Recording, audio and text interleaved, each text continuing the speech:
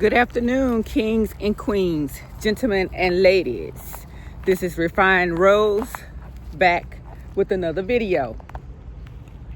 Don't lower your standards or move your boundaries to stay with an abuser.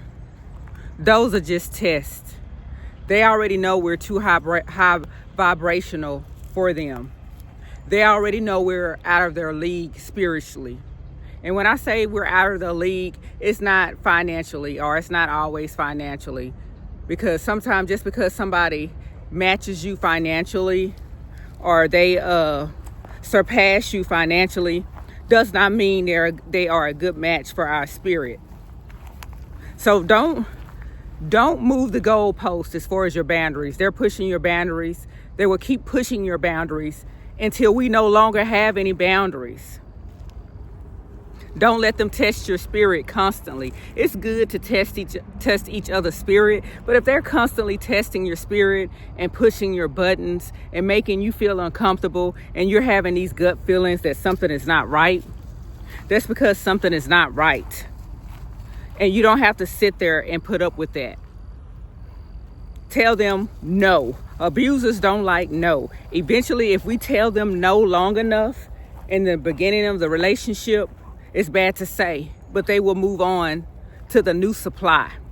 We're only looked at as a supply, and they're probably not out of their other relationship with the person before us, such as in my situation. My sixth husband still has ties to his first wife, who he was married to for 21 years.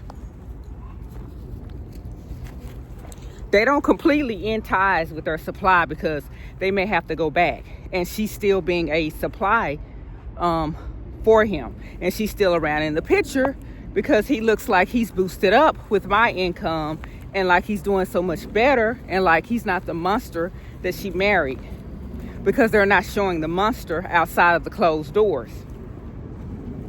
So these people are still the same people, but to their supplies, they look more attractive because they're with us and they look like they have changed.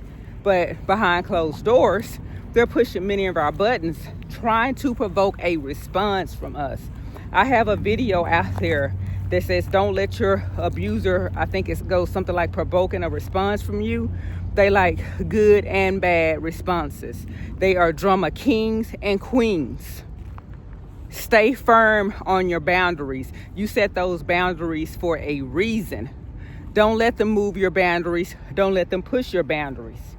Always follow your gut. Always follow your first mind. That's the God in you. The gut, that kicking feeling, telling you something's not right.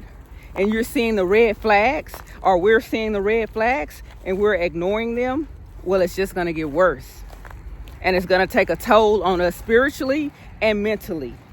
So let's not move the goalposts for these new relationships, new lovers, or new situationships. Stand firm on our boundaries. If they like us, they're going to accept our boundaries. We shouldn't be so desperate to try to change for someone else when they're not being desperate to try to change for us. They make us accept them for who they are. Well, they need to accept us with all our boundaries and the way we feel and the way we do things with the way we are. That's all I have for now. Refined Rose out. Bye for now.